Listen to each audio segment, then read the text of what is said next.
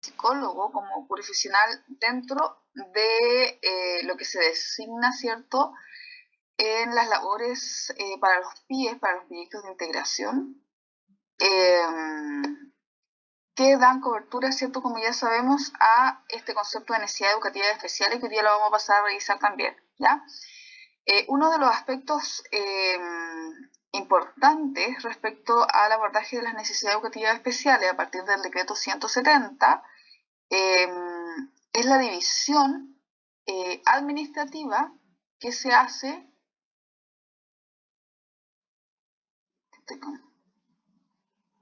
Espérenme, chicos, un momento que necesito ver algo acá en la casa porque estamos.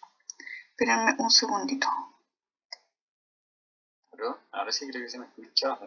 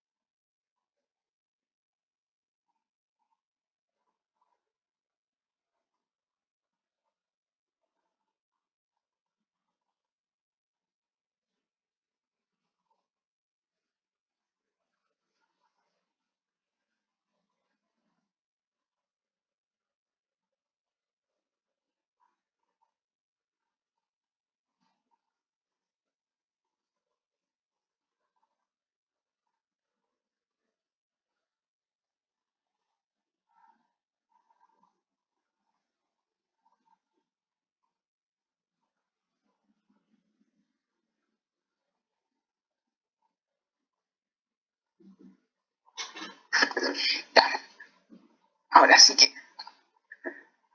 estábamos con un pequeño problema acá.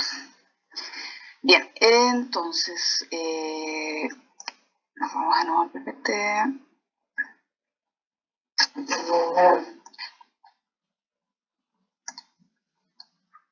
Bien.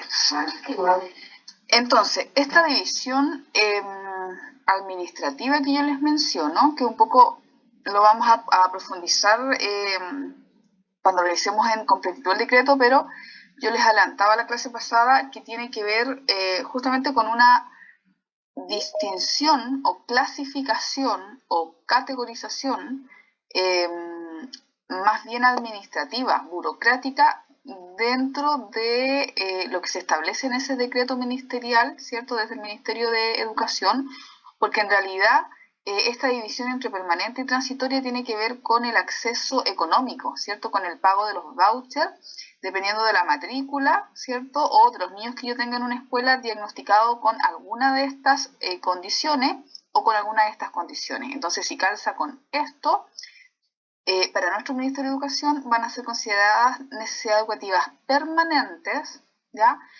Y si es alguno de estos, van a ser consideradas como necesidades educativas transitorias. ¿Y por qué son, y por qué yo digo que es una división más bien burocrática administrativa? ¿Sí?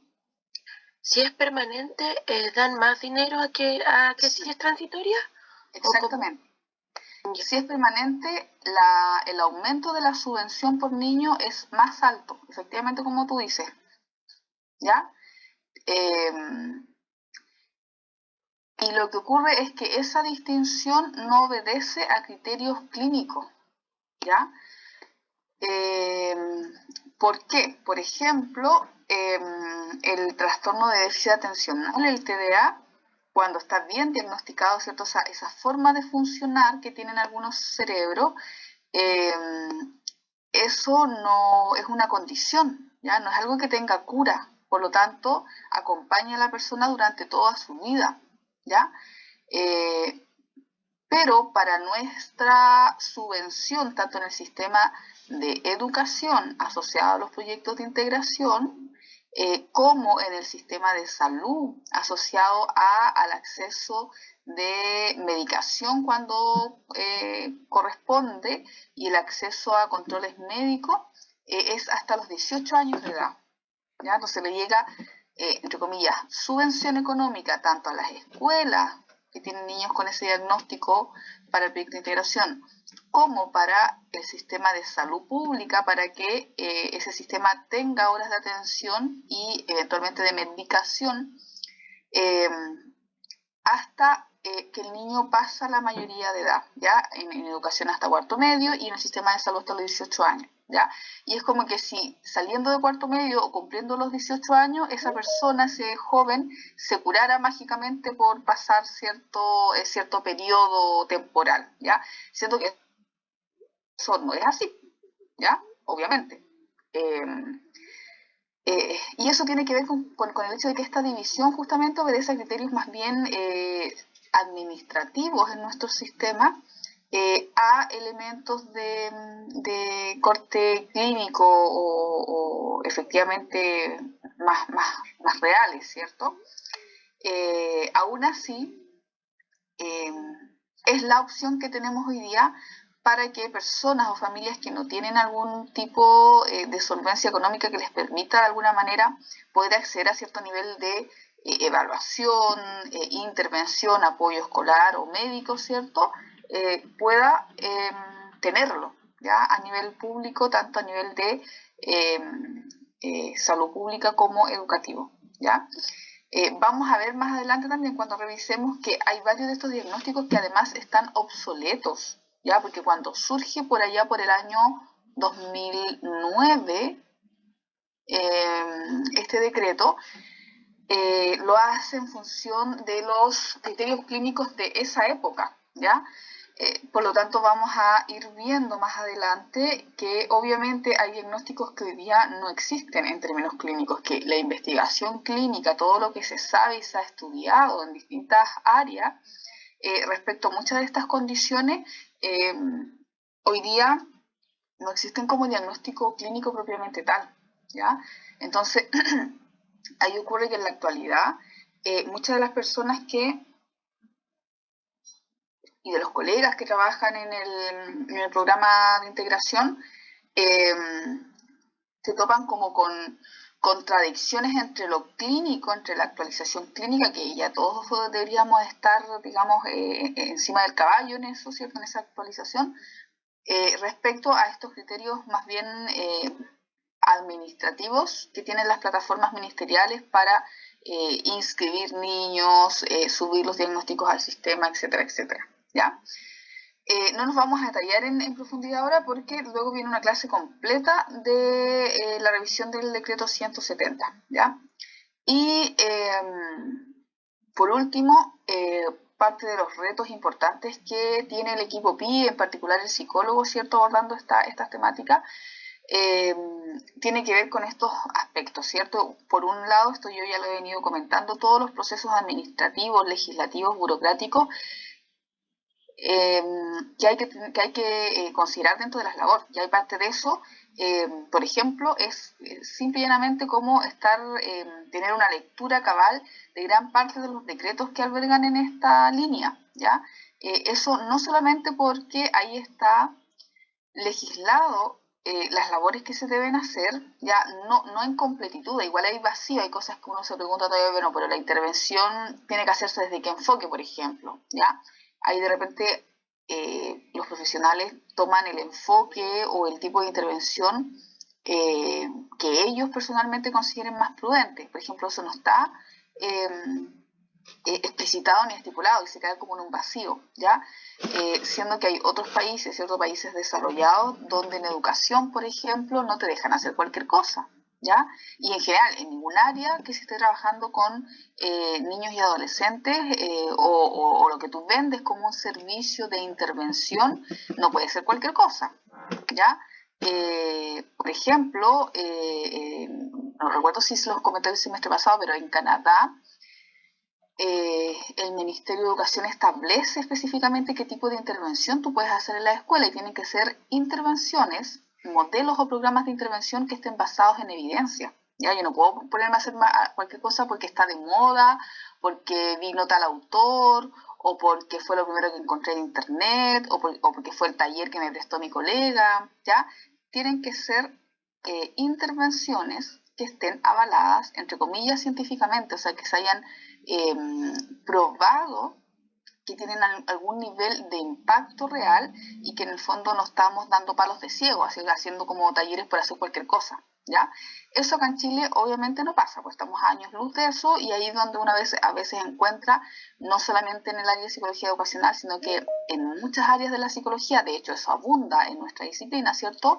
En muchas de las áreas se hacen muchas cosas, se pasan muchos test, se aplican muchas intervenciones, pero probablemente la gran parte de ellas no tenga, o sea, de hecho no lo tienen, ¿cierto? Muchas de las cosas que se siguen haciendo, que se siguen vendiendo como servicios de intervención en distintas áreas o como procesos evaluativos, o no tienen evidencia de que funcionen, o algunos han sido efectivamente estudiados y la evidencia apunta a que no tienen impacto real, o sea, en el fondo como que estamos vendiendo humo, ¿ya?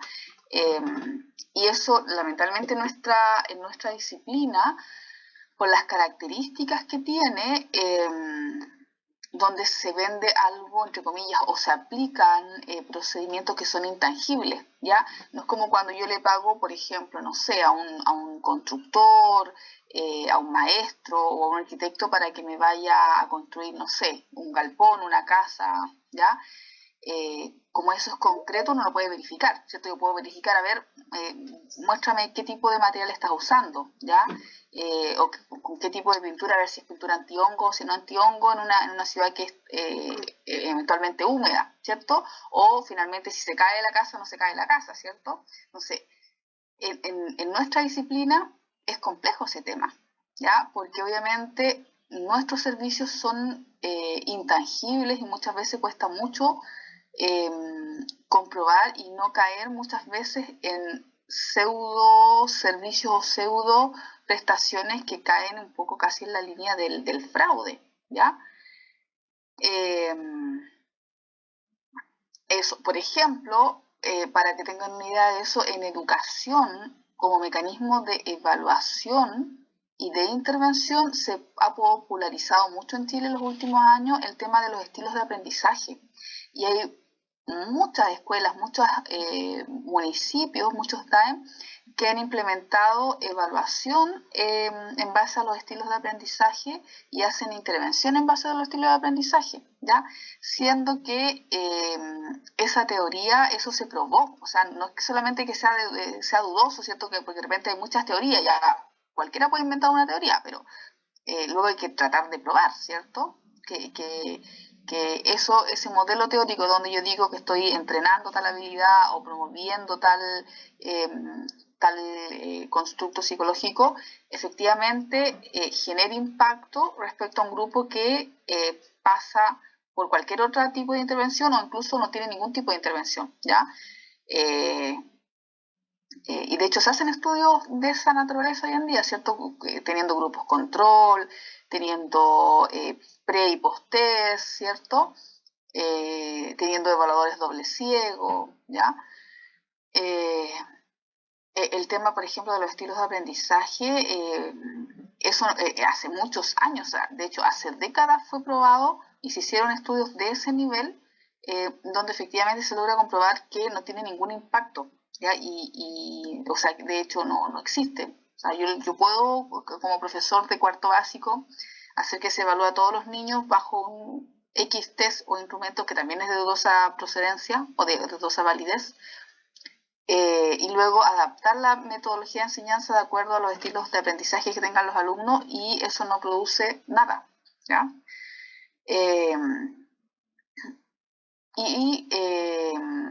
En Chile eso en el último periodo cobró mucha fuerza, y hay mucha gente que ocupa tiempos, o sea, que está días, horas y semanas a veces evaluando niños y hace programación en base a esa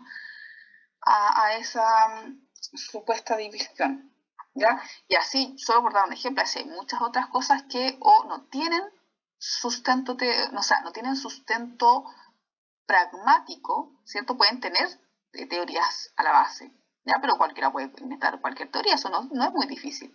El tema es cómo pasamos de esa teoría a algo que de alguna manera la sustenta en términos reales, ¿ya? Y eso en algunos casos, en algunas áreas de psicología también se ha hecho, y hay muchas cosas que han logrado demostrar que no tienen impacto, y muchas otras que en realidad no es que tengan o no tengan, no se sabe porque nunca se han estudiado, ¿ya? Entonces con eso igual hay que tener mucho ojo.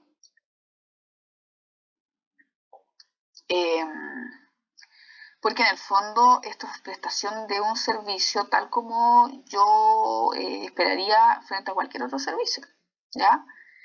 Entonces eso en realidad es un tema en nuestra área, porque tiende a caer en cosas que cuesta muchas veces también mucho comprobar, ¿ya?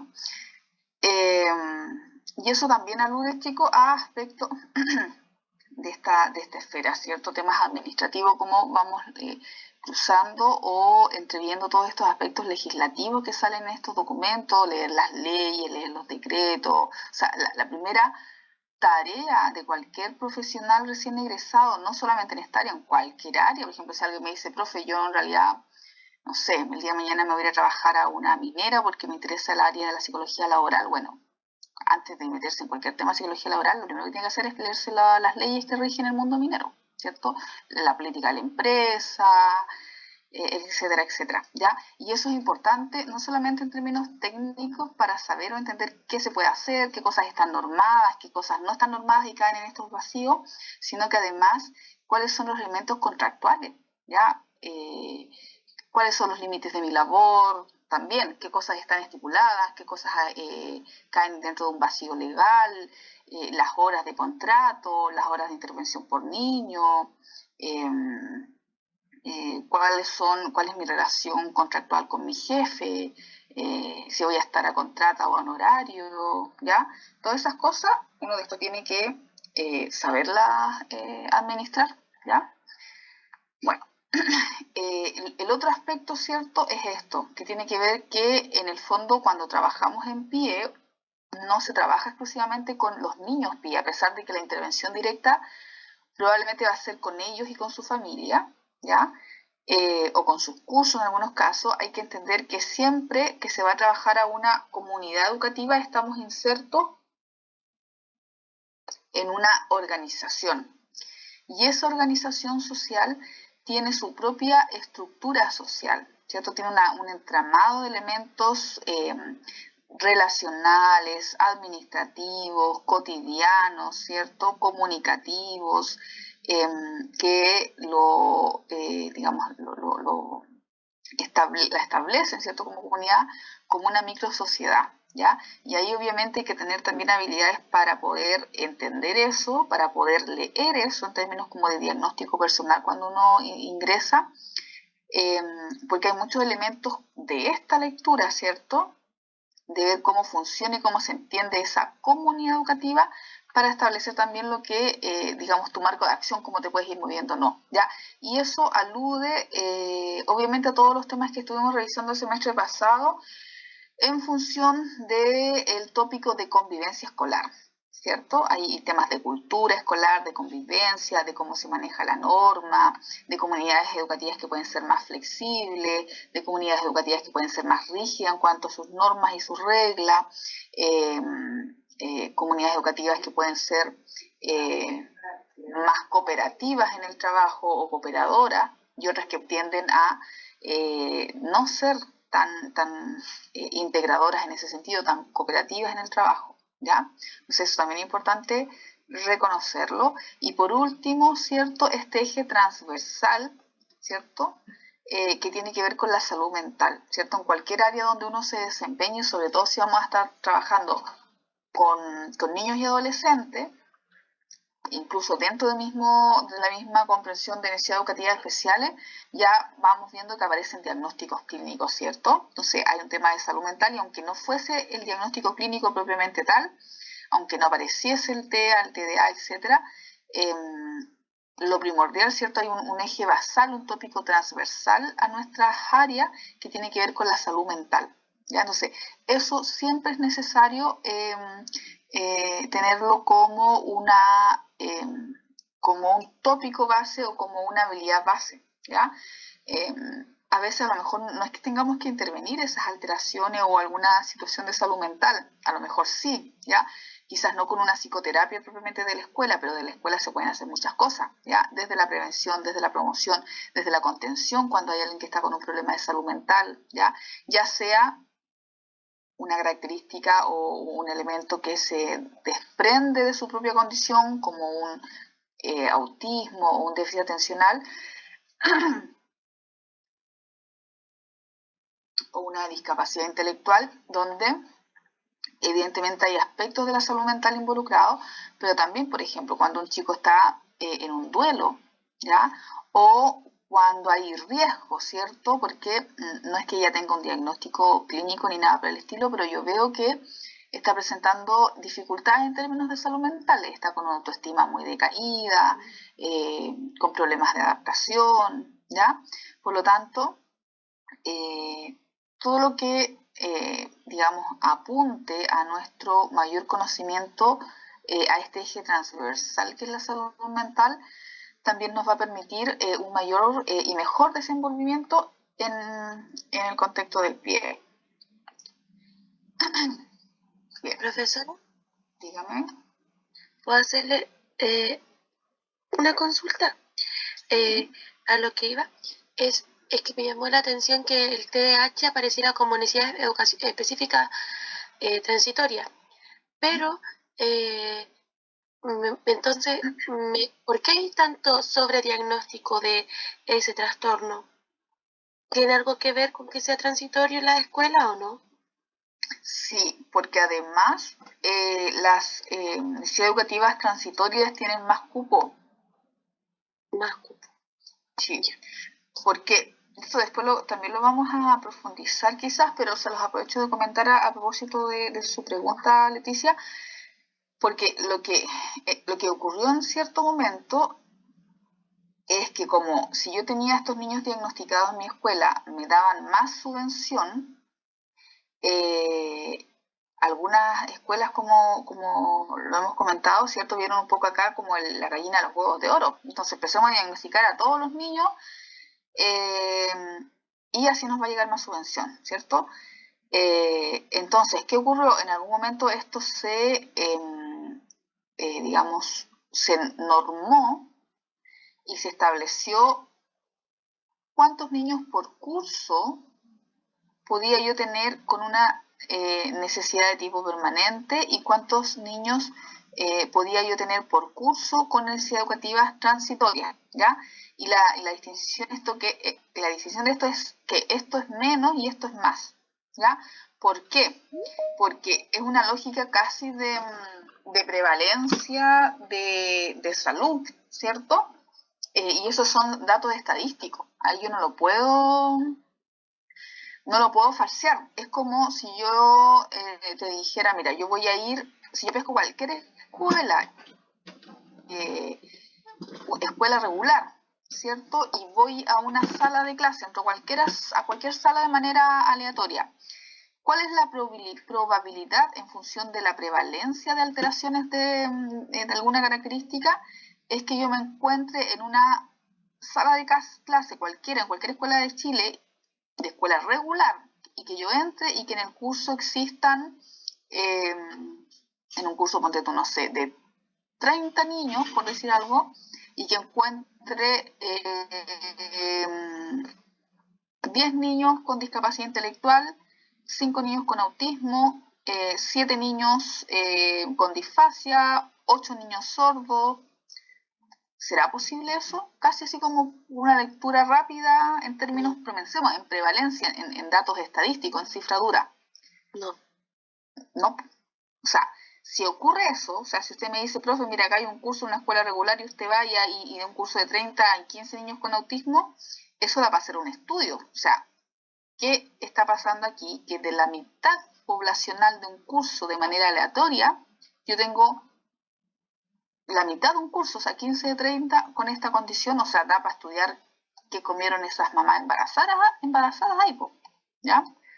Probablemente no que comieron porque estoy haciendo una caricatura, porque en realidad el autismo se sabe que no tiene que ver nada con la alimentación. Hay otros factores de riesgo, ¿cierto? Pero daría, bueno, ¿qué pasó acá, cierto? ¿Qué factores de riesgo hay en la base para que hoy día yo en un curso aleatorio normal la prevalencia estadística mundial se dispare?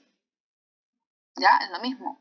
¿Qué probabilidades hay que yo encuentre en un curso normal a 7 niños sordos, por ejemplo, con hipoacusia? ¿Ya? Corrompe la lógica estadística. En cambio es distinto cuando vamos a una escuela especial, ¿ya? Porque en una escuela especial obviamente se alberga, o sea, de hecho el criterio para ingresar a la escuela especial es que todos tengan necesidades educativas permanentes, ¿ya? Pero no es el ejemplo que estoy dando. Y lo mismo acá, ¿ya? Entonces, y ahí después se normó, ¿cierto? Por ejemplo, por cada curso, creo que la proporción es que yo puedo tener 2 niños con alguna necesidad permanente por 4 o 5, parece que es el máximo, con necesidades educativas transitorias. Y acá también, porque además acá, ¿qué pasó? Estos diagnósticos, de hecho, chicos, yo no lo paso acá porque es muy específico en las clases de diplomado que hago en psicología educacional. Obviamente se revisan esos temas con mayor profundidad. Pero, por ejemplo, hay estudios donde demuestran que en las escuelas, y ahí uno va dando cuenta de cómo estos elementos se pueden malversar o alterar tanto a nivel consciente como inconsciente, ¿ya? Porque, por ejemplo, en las escuelas con dependencia pública, escuelas municipales, hay una mayor tendencia a diagnosticar los niños con funcionamiento intelectual limítrofe o discapacidad intelectual leve. En cambio, en las escuelas con, digamos, con sistemas administrativos de tipo particular subvencionada, la tendencia es que hay mayor prevalencia, mayor diagnóstico, más que de discapacidad intelectual o funcionamiento intelectual limítrofe, que va en esa misma línea. Se diagnostica más trastorno de déficit atencional con hiperactividad. Entonces ahí uno ve cómo la variable socioeconómica incluso está a la base de los diagnósticos. O sea, probablemente ese mismo niño con algunas características de dificultad, si va a una escuela pública, eventualmente una escuela más pobre o que alberga una población con bajos recursos económicos, probablemente va a tener mayor probabilidad de que sea diagnosticado con discapacidad intelectual o un funcionamiento intelectual limítrofe. Y si ese mismo niño estuviera en una escuela particular subvencionada, va a tener mayor probabilidad de ser diagnosticado con TDA. ¿Ya? Y ustedes se preguntarán, ¿pero cómo? Si son dos diagnósticos distintos. Bueno, más adelante vamos a ver, tal como yo lo comentaba la vez pasada, que cuando uno se mete en términos bien así como etiológicos, clínicos, bien específicos respecto a las condiciones del neurodesarrollo, estos cuadros, el TDA, la discapacidad intelectual, el TEA, la dificultad específica del aprendizaje, o más bien el trastorno específico del aprendizaje o el trastorno específico del lenguaje, tienen mucha sintomatología común. De hecho, la etiología se presume que es común. Hay una hipótesis genética que está a la base de todas estas condiciones, y cuando nos metamos un poco en la neurobiología de estos aspectos, vamos a descifrar un poco por qué sucede eso, ¿ya? O sea, en el fondo, que sí, que efectivamente yo podría tener dificultades o de repente incluso se hace difícil, lo que yo le decía, bueno, esto más bien es un niño que tiene un TDA o es un autismo, o es más bien una discapacidad intelectual o un trastorno específico del aprendizaje, cuesta, porque se parecen mucho, sobre todo cuando son chiquititos. La sintomatología es compartida, es común, ¿ya? Y porque además, ¿cierto? Además de eso, que tiene que ver con una cosa propia de la condición, de las condiciones del neurodesarrollo, que tienen factores de riesgo en común, etiologías en común, que comparten síntomas, ¿ya? Además de eso, está esta otra cosa de tipo económica burocrática, ¿cierto? Que mientras yo más niños meta, más subvención voy a tener, y dentro de eso además es más fácil camuflar necesidades educativas transitorias, porque yo no puedo hacer pasar a un niño que no es sordo como que fuera sordo, ¿cierto? No puedo hacerle fingir al niño que es ciego, ¿cierto? Que tiene problemas graves de visión, pero esto sí, ¿cierto? Estos diagnósticos son eminentemente clínicos, ¿ya? No hay una prueba así como, o sea, sí se aplican pruebas, test, pero eso se puede fácilmente falsear, ¿ya? O incluso sin caer quizás en la negligencia o la falta ética de querer falsear. Son pruebas que efectivamente pueden prestarse al error, ¿ya? Entonces, por eso, Leticia, efectivamente, además también hay un sobrediagnóstico de TDA, hay un sobrediagnóstico de esto. Dentro de las necesidades educativas permanentes también hay un diagnóstico de esto, porque esto también no tiene un indicador clínico, ¿cierto? No hay una prueba fisiológica, no hay un examen médico que te diga sí, es esto, ¿cierto? El examen es eminentemente clínico, ¿cierto? Aplicación de test, observación, ¿ya? Entonces, eso también es más fácil, entre comillas, caer en el sobrediagnóstico de esto que de ceguera, por ejemplo. O sea, uno no puede fingir la ceguera. Un niño no puede fingir o no puede pasar así como que, mira, nos equivocamos, pensamos que era sordo. O sea, es o no es. Hay una prueba objetiva, palpable, ¿cierto? Lo que hablábamos recién, ¿cierto? Lo que puede tener más evidencia o peso basada en hechos o elementos palpables respecto a cosas que quedan en este ámbito o en este espectro de elementos que uno dice, sí, se aplican pruebas, se ha estudiado profusamente, hay instrumentos de evaluación, hay gente que se especializa, pero igual así uno podría caer voluntaria o involuntariamente en el error de estos diagnósticos, ¿ya? Bien. Entonces, dígame. Entonces, el tema de las necesidades especiales permanentes se tiene que basar sí o sí en la credencial de discapacidad.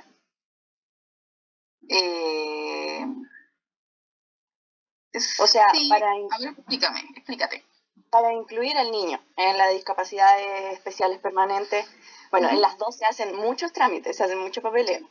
En el caso de las permanentes, sí o sí, él tiene que hacer el tema del COMPIN para evaluar su nivel de discapacidad. Ya, no.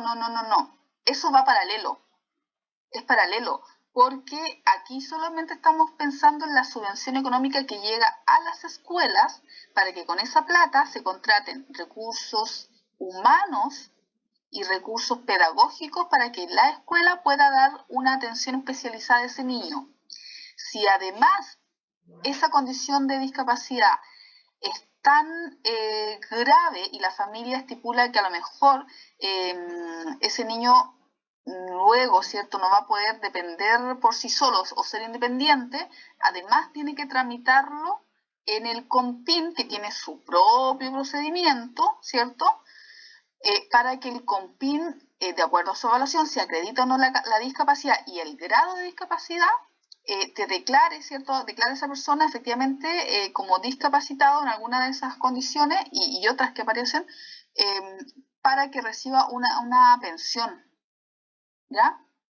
Y por ejemplo, no sé, pues si alguien, además, si alguien tuviese una persona en la familia con un grado de discapacidad mental profunda, donde efectivamente, ¿cierto?, se observa que esa persona el día de mañana no va a tener una vida independiente, por ejemplo, no va a poder trabajar y subsistir por sí solo, eso el COMPIN lo evalúa, lo comprueba, lo avala, mide incluso el grado de discapacidad y esa persona recibe una pensión del Estado, ya que no es mucha plata, ustedes se imaginarán que no es mucha plata, bueno, no es mucha plata, pero es un apoyo económico, es una pensión para que esa persona de alguna manera pueda solventar sus gastos esenciales porque obviamente no puede trabajar, ¿ya? Y necesita o va a estar constantemente en una situación de dependencia respecto a cuidadores, ¿ya? Pero eso es otro trámite, ¿ya? Son entidades distintas. Ya, profe. Y tengo la última duda chiquitita, que ahí estoy un poquito confundida, la verdad, no sé, soy muy tonta. ¿En qué caso se hace derivación a neurólogo? Dependiendo del diagnóstico. Por ahí yo les dejé como texto de lectura el decreto 170 y ahí aparece especificado y también lo vamos a revisar algunos elementos de eso, pero ¿qué diagnósticos en Chile necesitan neurólogo? El autismo, ¿ya? No quiere decir que los equipos multidisciplinares no tengan que hacer los procesos de evaluación. Es muy importante, por ejemplo, que frente a la sospecha de un posible autismo, la evaluación sea integral, con psicólogo, con fonoaudiólogo, evaluar la parte pedagógica con educadora diferencial, con terapeuta ocupacional, ¿cierto? Y toda la parte médica también, que lo hace el médico, ¿cierto? Si tienen enfermedades acompañantes, etcétera, etcétera. Pero acá el diagnóstico oficial para acreditar esa condición lo hace el médico, que por lo general es un neurólogo infantil o un psiquiatra infantil o en algunos casos un pediatra infantil, ¿ya? La sordera igual, eso se hace eso es más exacto, ¿cierto? Eso es objetivo, hay una medición del elemento auditivo, ¿cierto? Donde debajo de ciertos umbrales se considera el nivel de sordera. Lo mismo que la ceguera, ¿cierto? Y la discapacidad intelectual, ahí no, pues ahí también, no es que a lo mejor esa persona o ese niño también va a requerir algún tipo de diagnóstico médico, ¿cierto? Si tiene alguna condición acompañante, etcétera, etcétera, etcétera, pero acá el diagnóstico oficial, en el fondo que tiene validez legal en Chile, lo hace el psicólogo, ¿ya? Para el autismo, por ejemplo, si uno quisiera ver también formalizarlo, hacer a cierto tipo de temas que esté como normado, la discapacidad intelectual la hacemos los psicólogos, el TA, el diagnóstico formal y oficial lo hace un médico. En el caso de la hipoacusia no estoy segura si es el fonoaudiólogo o si es un médico. Pero todo eso, con la especificidad de todos los profesionales involucrados y de quienes pueden hacer los diagnósticos, está también en el decreto 170 que tienen que leer, ¿ya? Los textos en el aula virtual creo que se los dejé enumerados. Yo les sugiero que se los vayan leyendo como en ese orden porque les puede facilitar quizás un poco más la comprensión y el avance como el avance progresivo de las temáticas. Eso, no sé si le aclaré su duda. Sí, muchas gracias, profe. Ya, pensemos entre paréntesis además que en el COMPIN también pasa lo mismo. Los criterios clínicos, por ejemplo, después cuando revisemos todo lo que es discapacidad intelectual, que tiene implicancias con el DSM-5, ¿cierto? Porque tenemos que avanzar a los criterios clínicos del DSM-4 al DSM-5, por lo general la nomenclatura administrativa, el decreto 170 para el Ministerio de Educación, lo que regula el COMPIN también está con los criterios del DSM-4, no del DSM-5. O sea, están con criterios clínicos atrasados, que hoy día son obsoletos. Y también acá, ¿cierto? La discapacidad intelectual, si se mide con el WIS 3 o con el WIS 5, eso también es un proceso de transición que todavía se está viviendo en Chile. O sea, hay todavía colegas, pensemos que el WIS 5, que es el test que revisamos el año pasado, antepasado, salió al mercado en 2018, ¿ya? Pero todavía hay colegas y todavía el ministerio permite por este proceso como de transición, que además después nos chocamos entre medio con un estallido social, con una pandemia, ¿cierto?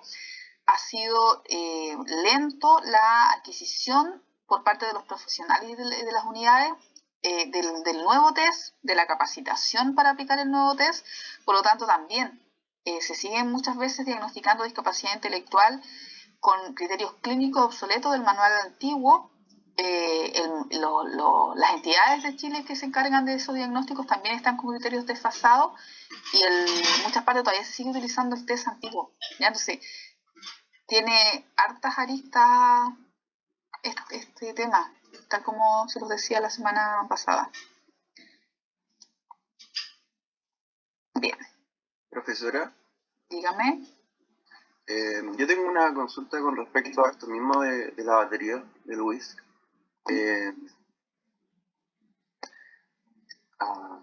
Pero tengo un momento que se me fue la idea.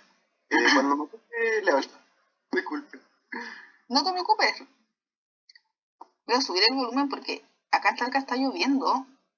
Y a ratos por ahí, yo creo. Ya, profe, me acordé. Lo que pasa es que hace poco tiempo estaba leyendo que las generaciones que están naciendo ahora, o las últimas generaciones, son las primeras generaciones desde que se crearon estas baterías que están presentando menos coeficiente intelectual que las anteriores. Sí. Entonces yo recordé que cuando usted nos pasó el WISC, nos dijo que generalmente cuando cambiaban la batería era porque tenían que adaptarse a ese tipo de cosas. Y que la regla generalmente era que pasada una generación, la siguiente generación tuviera un coeficiente intelectual más alto. Sí. Entonces mi consulta es si es que, por ejemplo, entonces en unos años más la batería tendría que ajustarse quizás como al nivel de exigencia de baterías anteriores, o cómo considera usted que se va a desarrollar esa temática. Sí, ese es el gran tema, Felipe, que viene. De hecho, esa investigación igual me apareció por ahí y me están hablando de la escuela, pero estoy en clase. Ese es todo un tema. Yo también divisé esa investigación por ahí, no me he metido en detalle, pero eso es súper impactante. ¿Por qué? Porque en el tema de fondo, tal como tú lo dices, como lo recuerdas, tienes muy buena memoria, lo que tiende a pasar con las pruebas de este estilo, con las pruebas que miden habilidades cognitivas, que un poco el constructo está estudiado, y de hecho dentro de todas las evaluaciones psicológicas, no quiero sonar como demagógica, pero dentro de todas de los tests y baterías y cosas que aplicamos los psicólogos, las pruebas estandarizadas, como el WIS o todas las baterías que miden constructos mentales como memoria, atención, lenguaje, etcétera, etcétera, como en la línea de los test psicométricos, como en la línea del WIS y otros, porque hay muchos, son las que efectivamente por el proceso de construcción y de validación que tienen a la base, son las más robustas. O sea, la probabilidad de equivocarte o que la prueba esté midiendo cualquier cosa y no lo que dice estar midiendo es menos probable que con otro tipo de evaluaciones en psicología. ¿Ya? No estoy diciendo que las otras evaluaciones no tengan peso o no sirvan. Si sirven cuando uno lo toma y lo hace con la suficiencia, lo suficiente expertise y dentro de un entramado de un proceso evaluativo.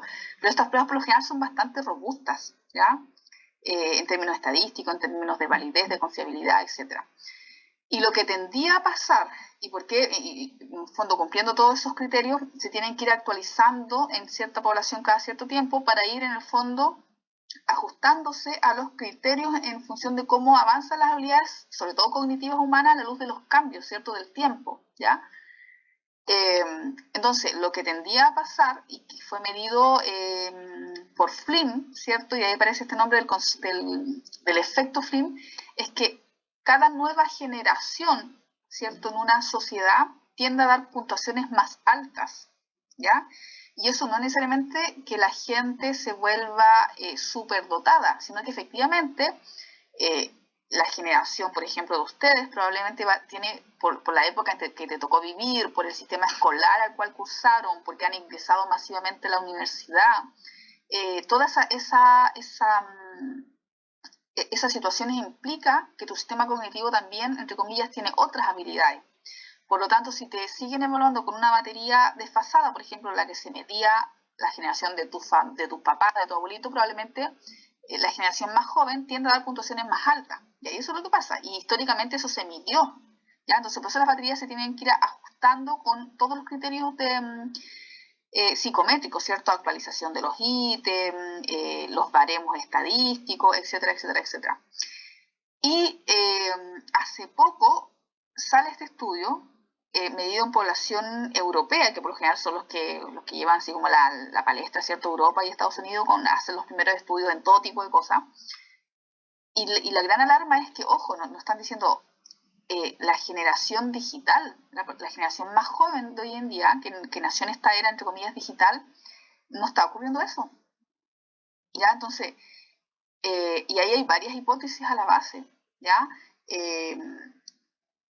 Plantea también la inquietud, un poco la alarma respecto al impacto que están teniendo los medios digitales en habilidades cognitivas humanas, ¿ya?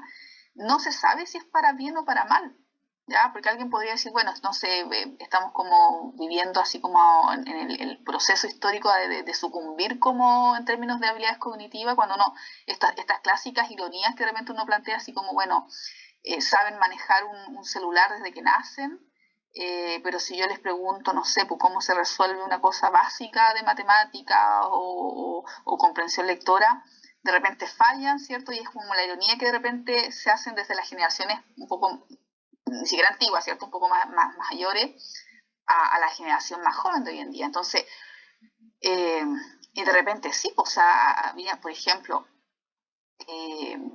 obviamente uno cae en el sesgo también, por eso no se sabe, a lo mejor esa nueva generación a lo mejor no va a tener las habilidades que tenían las generaciones que no nacieron con un teléfono, ¿cierto? Que cuando uno quería acceder al conocimiento tenías que plantarte horas en la biblioteca, esperar que te desocuparan el libro para leerte el libro. O sea, yo ni siquiera, cuando yo estudiaba, yo no soy tan vieja, pero en cierta época cuando yo estudiaba, ni siquiera podías sacarle fotocopia a los textos. Tenías que primero hacer fila en la biblioteca para que devolvieran el libro te lo pedían, te lo pasaban prestado, tenías que irte a la casa con el libro, leerlo, y el que era más hábil ahí hacía su resumen para después quedarse con eso, porque ni siquiera habían la disponibilidad masiva de sacar fotocopia, ¿ya? Entonces, ahora obviamente vivimos en otra realidad, y no es que esté mal, ¿cierto? O sea, fantástico un poco todas las regalías que nos ha dado la computación, los medios comunicativos, pero cuando uno dice chicos tienen que leer, y no solamente en la universidad, por ejemplo, yo vivo con mi sobrino y también, o sea, Javier, tienes que tomar apuntes, no es que la profesora nos va a mandar el PPT, pero no es lo mismo, por ejemplo, desarrollar ciertas habilidades cuando uno está a la vez tratando de poner atención, a la vez transcribiendo, o sea, de hecho de eso hay estudios, por ejemplo, que las diferencias en términos de habilidades que te genera el escribir a mano a escribir en computador, ¿ya? A leer un texto visual físico a leer en computador. No estoy diciendo que sea necesariamente nefasto todo lo que es digital, de hecho hay habilidades, ustedes saben también. Esto no es una cosa así como bipolar de bueno o malo. De hecho, también hay estudios que señalan, por ejemplo, que la gente que es hábil jugando videojuegos desarrolla otras habilidades cognitivas. Por ejemplo, es más rápido para detectar errores visuales y tomar decisiones rápidas. Por ejemplo, habilidades que luego desarrolla, no sé, la gente, o que tiene que desarrollar, por ejemplo, la gente que maneja maquinaria, maneja aviones, o la gente que está en los aeropuertos detectando, son habilidades que efectivamente son muy específicas.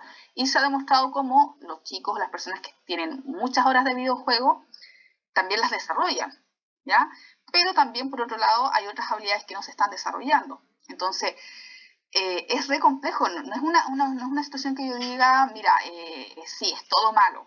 A lo mejor en el futuro van a perder ciertas habilidades en esta línea que son como más clásicas y van a desarrollar otras que van a ser más propias del mundo digital en que van a estar viviendo, ¿ya? Y a lo mejor también los test van a tener que adecuarse también a esas nuevas habilidades. Es una hipótesis, no lo sé, a lo mejor, si nos vamos por la vereda quizás más negativa, a lo mejor efectivamente sí, a lo mejor efectivamente todo lo digital nos está haciendo perder, sobre todo a las generaciones nuevas que nacieron en esa era,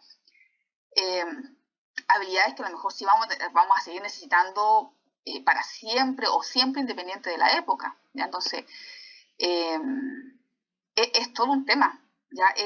Yo creo que es el gran tema que se viene, que involucra aspectos sociales, culturales, aspectos casi de neurociencia cognitiva, y que luego también va a implicar respecto a cómo se va a estar mirando y haciendo las estandarizaciones y adaptaciones a las nuevas materias, ¿ya? Así que eso, no tengo una respuesta absoluta respecto a ese tema, pero que es potente, es potente. O sea, indagar ahí en fondo qué está pasando y por qué esas nuevas generaciones están contradiciendo el efecto Flynn, Yo creo que es el estudio que se viene. Así que eso. ¿Qué piensan ustedes de eso, chicos? Yo creo, profe, que desde un punto de vista más bien antropológico, este tipo de fenómenos están sirviendo como puerta para lo que se denomina como el transhumanismo, en el sentido de que en algún momento, cuando no podamos disponer de inteligencia propia, vamos a poder comprar inteligencia. Entonces siento que todo está, claro, puede que Como suene un poco descabellado, pero hoy en día, Matrix. claro, sí, Me bajo la aplicación para hablar inglés. claro, exactamente. Yo siento que finalmente este tipo de fenómenos van a generar mayor necesidad en ese sentido. Entonces, si ya hoy en día se están creando, por ejemplo, el Neuralink, creo que es el de Elon Musk, eh, entonces en algún momento igual, pues si es que existe la necesidad o si es que se crea la necesidad, porque no sé qué se está haciendo para contrarrestar lo que está ocurriendo y si es que es necesario también, pues. O sea, finalmente el ser humano evoluciona y ya si es que nos quedamos cortos biológicamente vamos a evolucionar tecnológicamente. Claro. Sí, es súper interesante el tema que plantea. De hecho, es alucinante, como para quedarse metido en eso y hablando e investigando en eso. Sí, yo comparto contigo un poco, yo creo que la evolución de nuestra especie asociada como al avance tecnológico va en esa línea. Y ahí Elon Musk es un poco el Darwin de esta era. Pero lo que sí yo veo quizás más complejo es que probablemente nuestras generaciones eh, estamos viendo como atisbos recién de aquello. Probablemente si es que el planeta aguanta, ¿cierto? Las generaciones que van a ser las receptoras de aquello o que van a vivir esa realidad, eh, probablemente sean varias generaciones más allá, ¿cierto? Probablemente no, nosotros ni nuestros hijos y probablemente, no sé, ni nuestros nietos van a alcanzar a vivir esa revolución tal como se ve en las películas, ¿cierto? Y yo creo que recién estamos como con atisbos o algunas ideas iniciales en esa línea, porque igual es algo como, o quizás no también, pues un poco lo que ha pasado justamente también por el tema del avance de la tecnología, lo que se ha avanzado, por ejemplo, en neurociencia, en el estudio del cerebro en los últimos 10, 20 años, fue exponencial, ¿cierto? Se ha avanzado en los últimos 10 años más de lo que se avanzó en los últimos, en los anteriores 100 años de estudio, justamente por el avance tecnológico. Pero, en fin, son temas bien alucinantes, interesantes y que son multidisciplinarios, o sea, desde la ingeniería, desde la robótica, desde la neurociencia, o desde cómo en el futuro vamos a medir justamente la discapacidad o las implicancias también. Pues por ejemplo, si volvemos al tema, lo que tú decías, o sea, qué probabilidad o qué opción habrá en el futuro, por ejemplo, de cosas que hoy día son incurables o condiciones que en realidad uno nace y muere con ellas, a que producto de la innovación tecnológica quizás esas condiciones se puedan revertir. Hoy día de hecho hay enfermedades, de hecho en esa misma línea lo que se espera de la medicina es la medicina genética, es la ingeniería genética y eso se está haciendo, uno también lo escucha y es como de película, pero hay enfermedades, y ¿se acuerdan cuando aparecen estos casos así como el medicamento más caro del mundo y que un medicamento cuesta así como 1.000 millones de pesos? Bueno, sobre todo, uno que son enfermedades raras, ¿cierto? Pero además, sobre todo esos medicamentos, por lo general, son medicamentos que se sostienen desde la ingeniería genética, ¿ya? Que en el fondo los biotecnólogos, los genetistas crean alguna molécula, ¿cierto?, que va directamente a, en el fondo, como transcribir parte del genoma y hace que esa proteína, por ejemplo, que el niño no tiene y que por lo tanto le hace que no pueda procesar, no sé, tal molécula en su sistema, hacen como una especie de reconversión o a través de un elemento que es ingresado a través del medicamento, que sí se pueda sostener eso que en términos genéticos el niño no lo desarrolló o no lo generó. Entonces, también se plantea un poco que el tema de la salud va con esa línea, o sea, esta cosa como incluso antes del nacimiento, revertir condiciones que hoy día no se puede. Así que sí, es el gran tema. Son temas como ya de nuestra, como de la era actual y futura. Bien.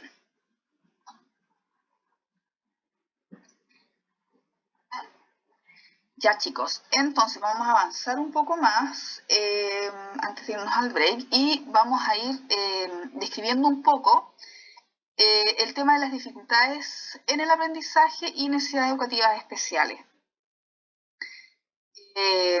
Vamos a entender para poder revisar estos términos, estos conceptos, ¿cierto? Que las dificultades de aprendizaje o del aprendizaje, dificultades del aprendizaje, se dan efectivamente en un grupo amplio de la población, ya pensando en la población escolar, ya, y probablemente también son condiciones que no solamente están presentes hoy día en la época escolar, pensando preescolar, enseñanza básica, enseñanza media, sino que también en la educación superior, por ejemplo, ya. El origen, ¿cierto? La etiología que puede estar a la base de una dificultad del aprendizaje no siempre es detectable, ¿ya? Muchas veces no es, digamos, única ni exclusiva, ni necesariamente orgánica, ¿cierto? Sino que a veces también tiene causas u orígenes que son múltiples y que aluden, ¿cierto?, a esta interacción entre las partes genético-biológicas y factores medioambientales, como la crianza, como la familia, como el contexto social en que te tocó nacer o vivir, ¿ya? La característica que define a las dificultades del aprendizaje son en el fondo alumnos o alumnas que presentan de alguna manera algún tipo de dificultad, ¿ya? Una dificultad que por lo general en el ambiente escolar se observa como sistemática para adquirir, ¿cierto?, los aprendizajes que de acuerdo a su edad y de acuerdo a lo que está estipulado en el currículum escolar de cada país, ese niño o esa niña debería ir adquiriendo y consolidando, ¿ya? Y que por lo tanto le va a provocar por lo general dificultades en dos ejes centrales que tienen que ver con la educación, ¿cierto? La educación formal institucionalizada, que tiene que ver con el rendimiento escolar y con la adaptación escolar, ¿ya? Hay que entender, por un lado también, que está quizás asociado a lo que planteaba recién Felipe y lo que hablábamos, es que uno muchas veces también es súper crítico del sistema escolar, ¿cierto? Sobre todo en Chile y debido también a los acontecimientos sociales que nos han acompañado en el último periodo, ¿cierto? Históricamente la institución educativa ha sido una institución tremendamente enjuiciada, ¿ya? Y uno también podría estar de acuerdo con eso. Ya uno desde la vereda, cuando nos ha tocado estar de alumno y cuando nos ha tocado también estar de docente, uno también tendrá sus propias apreciaciones, buenas o malas, de ese sistema, ¿ya? Efectivamente hay muchas cosas que mejorar, eso es sin duda que estamos de acuerdo. Pero entendamos también en la misma línea de lo que hablábamos, el sistema escolar, a pesar de todos sus baches, de todas sus contrariedades, de todas sus barreras, es el único medio que han tenido las clases sociales desfavorecidas para desarrollar un set de habilidades mínimas que le permiten adaptarse en sociedad, ¿ya? De hecho, el único medio que han tenido las clases socioeconómicas más desfavorecidas para mejorar su calidad de vida en la medida que, entre comillas, ¿cierto? Uno podría decir, pero es súper un poco macabro, pero en el fondo para ascender en la pirámide social, ¿cierto? Ha sido la educación. Y por eso es que la educación, la escolarización es súper importante, ¿ya? Pensemos que la escuela surge justamente para poder desarrollarla esa masa obrera, esa masa campesina, ¿cierto? Un set de habilidades mínimas para que le permitiera trabajar, subsistir, ¿cierto? Y abandonar un poco esos trabajos históricos que estaban por muchas épocas destinados como al manejo de la tierra, ¿cierto? Y un poco uno era lo que era su papá, su abuelo, por lo tanto, si mi abuelito, no sé, había sido lechero, yo no tenía posibilidad de salir de ese margen, ¿ya? Como no se estudiaba, el oficio y lo que desarrollabas en términos de habilidades y tu lugar en la estructura social era dado transgeneracionalmente debido a tu familia, ¿ya? Por lo tanto, si alguien decía en un momento, bueno, yo no quiero ser lechero, yo quiero, no sé, dedicarme a estudiar los astros porque me fascina, bueno, no podías porque no tenías acceso al conocimiento, ¿ya? Entonces, pensemos que también la escuela, el estar insertado, escolarizado, ¿cierto? Ha sido el único medio, el único sistema social que nos ha permitido también desarrollarnos en ese sentido, en términos socioeconómicos, en términos culturales, en términos justamente de desarrollar habilidades cognitivas y mentales cada vez más progresivas para nuestra especie, ¿ya? Poder acceder a un cúmulo de conocimientos que en la Edad Media con suerte estaba abierto o destinado para la élite de la población, o sea, la élite de la élite, ¿ya? Si replicáramos lo que sucedía, por ejemplo, hoy día en nuestra sociedad, el acceso al conocimiento como ocurría en la Edad Media, probablemente ni ustedes ni yo estaríamos aquí, ¿ya? O sea, si replicáramos ese sistema a la sociedad actual, probablemente los únicos que hubiesen entrado al sistema escolar y hubiesen llegado a la universidad serían el 0,1% de nuestra población, o sea, los grandes políticos y las grandes empresas, los hijos de las grandes empresas económicas, ¿ya? Ni yo, Catherine Morgado, ni probablemente nadie de aquí de la universidad, ni ustedes podrían haber accedido al sistema educativo, ni mucho menos a la universidad, ¿ya? Estaríamos trabajando en lo que eran nuestros papás, en la casa sin acceder al estudio, ¿ya? Y probablemente los Luxi, los hijos y los dueños políticos y económicos del país, ellos serían los únicos. Eso era lo que sucedía en épocas anteriores, ¿ya? Entonces, lo que devino de la modernización, ¿cierto? Todo lo que ocurre en la época moderna y en el periodo postmoderno, que es el que estamos ahora, en la época contemporánea, efectivamente fue una revolución en términos educativos y sociales.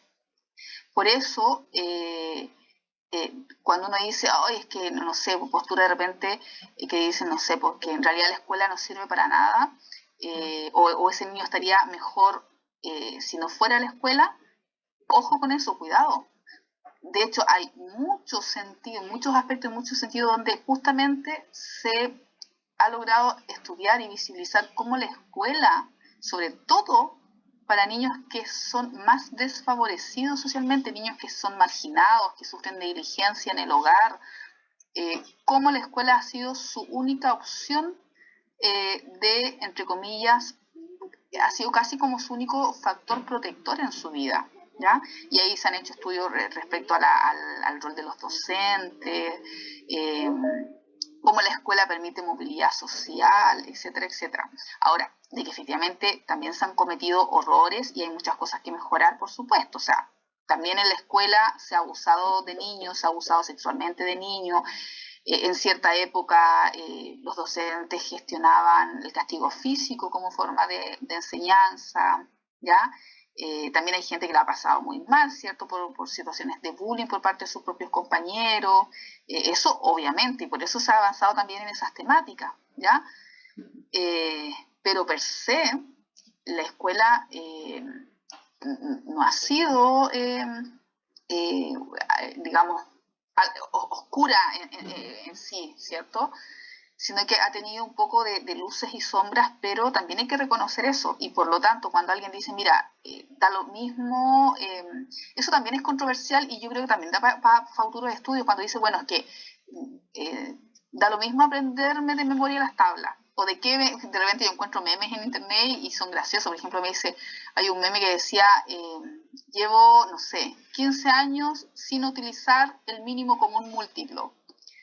Y claro, yo me acordaba, claro, cuando se aprendía, no sé, por el mínimo común múltiplo, las tablas, o todas esas cosas, todo ese banco de conocimiento, y lo ocupo, algunas cosas no, otras sí, ¿cierto? Que quizá un ingeniero sí ocupa, o sea, fue la base de todo eso, y un biólogo necesita lo otro, y un psicólogo necesitará habilidades de tipo más de lectura, de análisis, ¿cierto? Y también todo lo otro. Entonces, y aunque yo diga, bueno, a lo mejor, no sé, pues no estoy ocupando el mínimo común múltiplo, pero en ese momento de mi vida, yo necesitaba en el fondo desarrollar habilidades cognitivas. Y ese ejercicio mental de estar resolviendo ecuaciones en octavo básico, aunque hoy día no las ocupe, me permitió cognitivamente darle entrenamiento a mi cerebro que sostienen todo lo que hoy día soy cognitivamente. O sea, lo bueno y lo malo, las habilidades y las destrezas que uno puede tener, también se basan progresivamente en ese set de cosas que me fueron enseñando, que de repente digo, bueno, pero es puro contenido, caemos como en el contenidismo. Bueno, pero si a lo mejor no hubiese estado aprendiendo de memoria las tablas en tercero básico, no hubiese permitido después desarrollar pensamiento abstracto. Y hoy día ocupo pensamiento abstracto, por supuesto. De hecho, si no tuviéramos pensamiento abstracto que se desarrolla con ese tipo de ejercicio, es lo contrario a tener discapacidad intelectual, ¿cierto? Entonces, por ahí también hoy día se discute mucho esto del currículum, ¿cierto? Cuando uno dice, bueno, son chicos que tienen dificultades para progresar en lo que está establecido como su set de habilidades de acuerdo a su edad y su curso. Entonces uno podría cuestionar el currículum, bueno, pero ¿de qué sirve ese día? Bueno, pero lo mismo, o sea, ¿de qué me sirvió, no sé, trotar todas las mañanas en las clases de octavo básico? Bueno, me permite hoy día, no sé, tener un desarrollo físico más o menos acorde para poder andar hoy día caminando y tener cierta capacidad aeróbica, etcétera, etcétera, etcétera, ¿ya? Entonces, es todo un tema. Obviamente todo siempre es susceptible a mejorar y a adaptarse. Pero no pensemos solamente desde una postura así solamente como desde la vereda un poco más de afuera, ¿cierto? De que eso no tiene sentido, porque en términos del desarrollo cognitivo sí tiene sentido, y tiene mucho sentido, ¿ya? Quizás un poco de repente está también esta cosa de cómo quizás la escuela ofrece una opción más directa, más transcribible, ¿cierto? De cómo parte importante de ese conocimiento lo terminamos aplicando a las necesidades actuales y cómo también damos paso a nuevas formas de conocimiento, por ejemplo, todo lo que tiene que ver con la salud mental hoy día, ¿ya? Por supuesto que necesito que el niño se aprenda las tablas, o sea, si estoy quedando sin benzina y necesito calcular de acuerdo a lo que me dice mi auto cuántos kilómetros da por litro y yo no sé cuánto es, no sé, 8 por 7, o sea, parece que sí necesitaba aprenderme las tablas de memoria, ¿ya?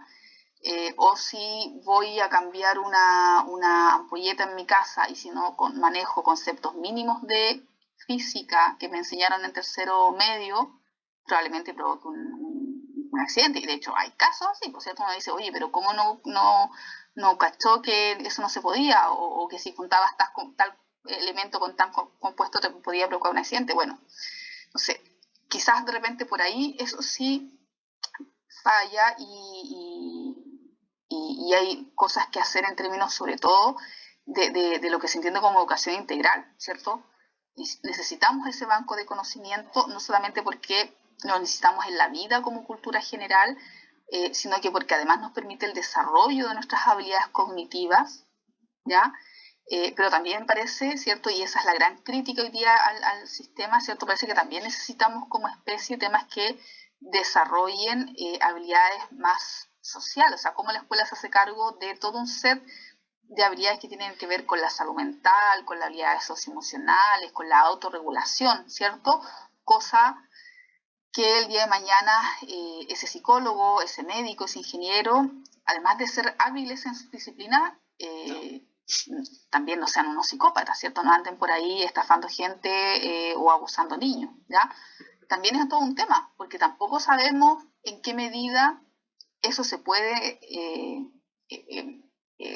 resguardar del todo o sea, desde de la educación socioemocional, o sea, todo apunta a que sí, ¿cierto? Y los estudios de apego y de todo lo que se sabe respecto al desarrollo emocional humano apunta a que sí, ¿ya? Pero tampoco es una ciencia cierta, ¿cierto?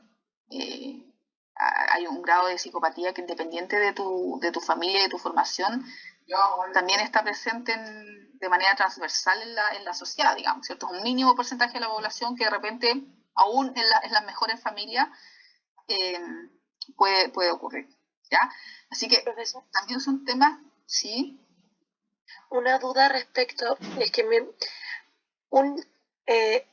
que en el este parecía que es múltiple y medioambiental la dificultad de aprendizaje, pero pongamos muchas de las que veíamos, como el autismo o cosas así, es como algo igual un poco biológico, pero ¿qué pasa con estos niños que no son lo suficientemente estimulados en sus etapas del desarrollo, como sabemos la importancia de eso, que tienen algún rezago por esto?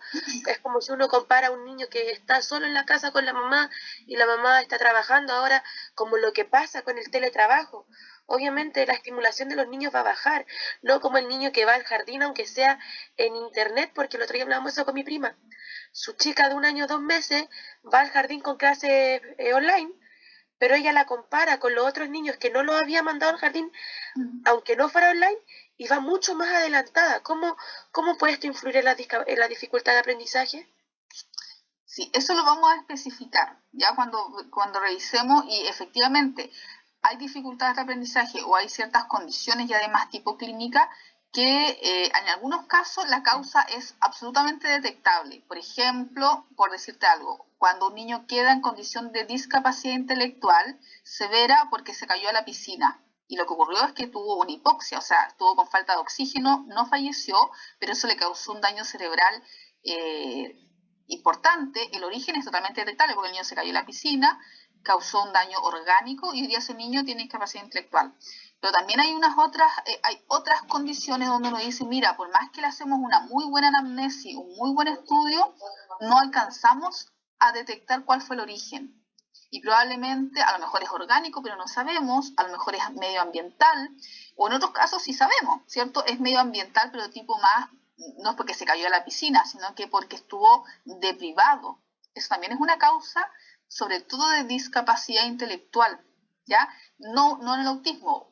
El autismo tiene otra base, ¿cierto? Lo que se sabe hoy día también alude a una interacción entre elementos genéticos y ambientales, pero no ambientales en la línea de la falta de estimulación o de la falta afectiva, que fue lo que se esgrimió hace como medio siglo cuando se empezó a describir el autismo. Se pensaba que era como un cuadro de trastorno de apego. Hoy día se sabe que no es así, en absoluto. Pero sí hay causas externas, por ejemplo, el uso de ciertos fármacos durante el embarazo, ¿cierto? Que la madre se exponga a ciertos químicos, ciertos fármacos.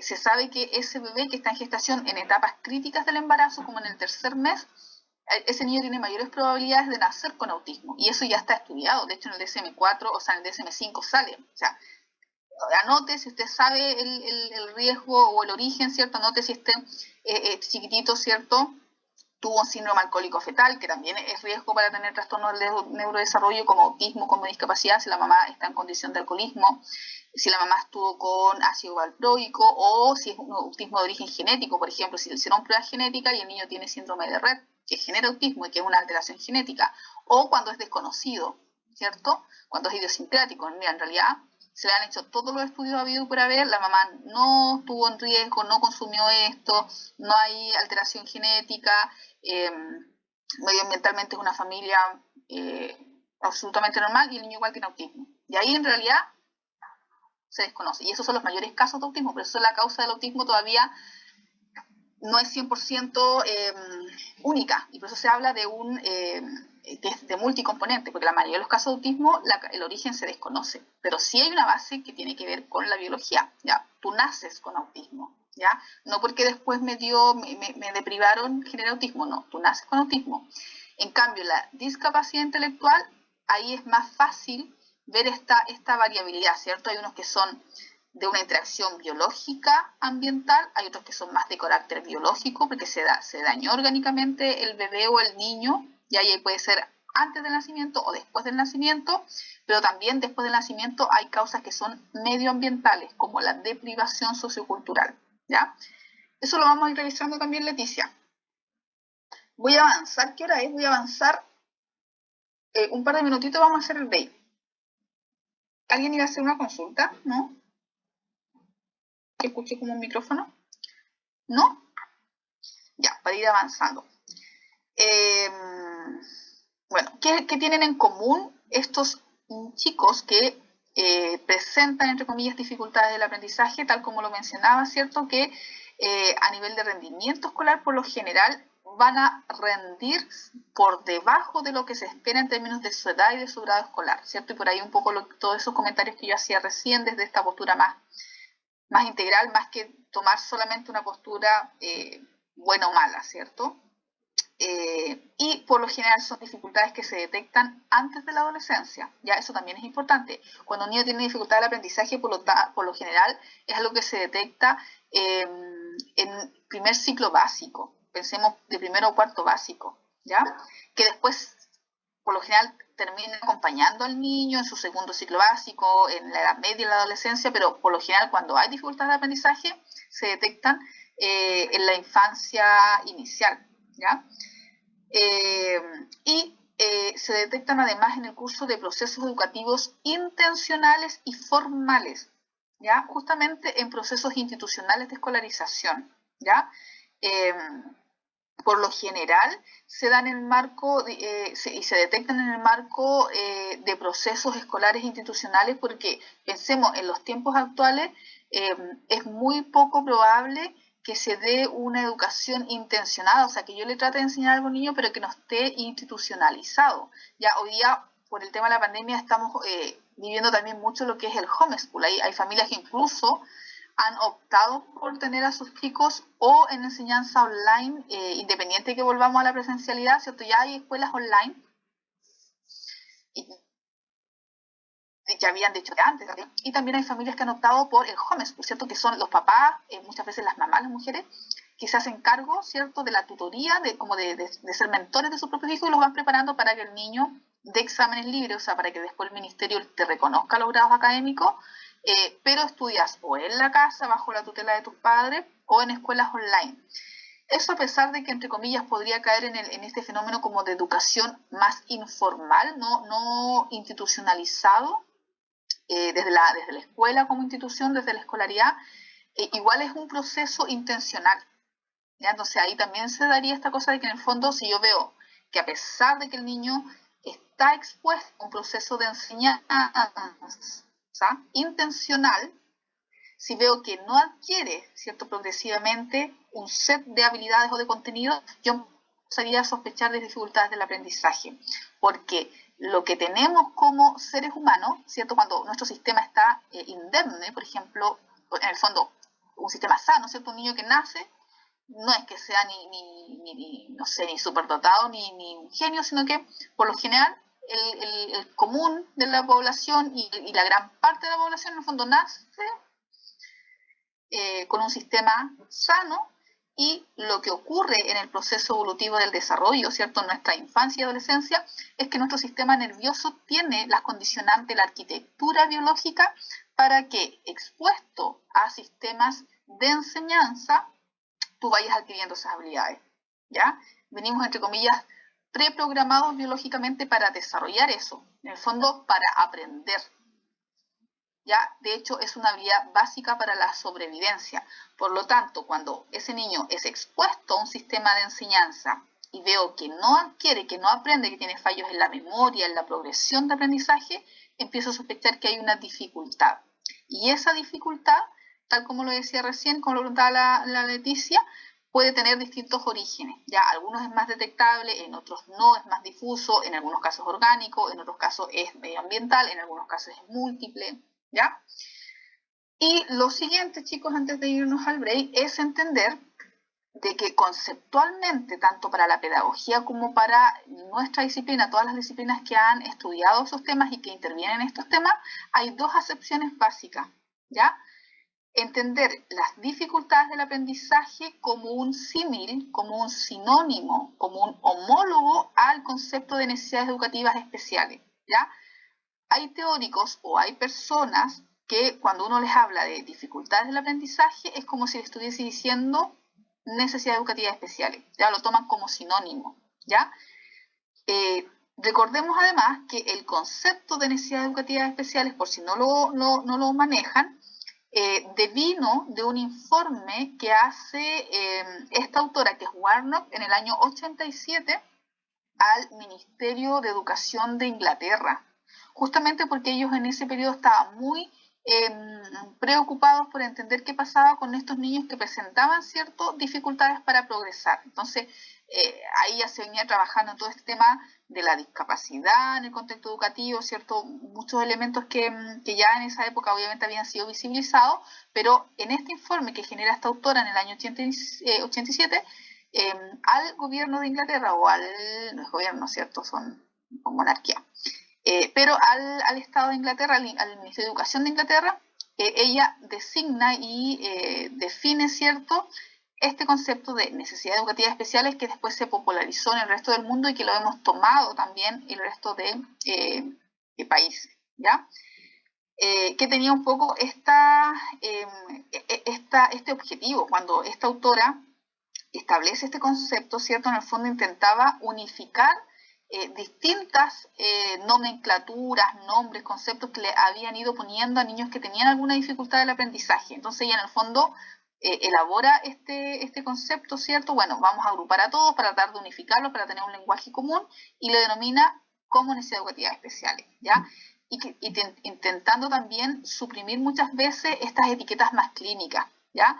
Que a veces en realidad generaban un daño más nocivo, ¿cierto? Esto de andar nombrando, mira, no, ahí están, tengo todos los, pensemos que en otras épocas además habían unos nombres bien poco éticos, ¿ya? Así como, mira, este grupo, este curso es de todos los retrasados mentales, ¿cierto? Suena feo, suena peyorativo, ¿ya? Entonces, también intentaba con esta concepción ya, agrupar a todos estos niños que tenían dificultades y un poco ir suprimiendo estas etiquetas que podían ser tremendamente estigmatizadoras y que además en cierta época eran fuertemente peyorativas, ¿ya? Entonces, esa es la primera acepción o situación en donde vamos a homologar el concepto de dificultades de aprendizaje al concepto de necesidades educativas especiales. Se toman como lo mismo, ¿ya? Y la otra distinción o conceptualización es esta que vemos acá, ¿ya? En donde el concepto de dificultades del aprendizaje van a constituir un grupo de problemas específicos dentro de las necesidades educativas especiales, ¿ya? Y aquí las dificultades del aprendizaje más bien se van a homologar a la concepción norteamericana, una concepción gringa de Learning Disability, ¿cierto? Que es como la traducción, ¿cierto?, del inglés al español de esta conceptualización, ¿ya? Y ahí, en el fondo, vamos a tener que, en términos generales y globales, aparecen las necesidades educativas especiales y dentro de esas hay algunas que se van a considerar dificultades del aprendizaje, ¿ya? ¿Por qué? Porque luego vamos a entender que efectivamente podemos tener niños, y después quizás ustedes cuando vayamos avanzando o si en algún momento tienen la oportunidad de trabajar con un niño con alguna necesidad educativa especial, entre comillas, como diagnosticada, vamos a ver que puede que ese niño tenga dificultades de aprendizaje, pero puede que no. Por ejemplo, una persona no vidente o con graves dificultades en la visión, ¿representa para los sistemas educativos una necesidad educativa especial? Sí. ¿Ya? Probablemente yo tenga que sentar a ese niño más cerca en la pizarra o en la sala, ese niño necesita sí o sí usar anteojos o algún dispositivo que le permita ver o movilizarse, ¿cierto? Ya sea anteojos o un sistema braille o un bastón, ¿cierto? ¿Va a tener una necesidad educativa especial? Sí, a lo mejor va a necesitar apoyo en la traducción de texto, ¿cierto? Adaptaciones de acceso al contenido, por supuesto. Pero eso implica que necesariamente ese niño, esa persona, tenga una dificultad de aprendizaje. No, no necesariamente. De hecho, yo he tenido alumnos que con graves problemas de visión son súper buenos alumnos, que no tienen problemas de aprendizaje, aprenden súper bien, incluso a veces rinden mejor que chicos que no tienen problemas visuales, ¿ya?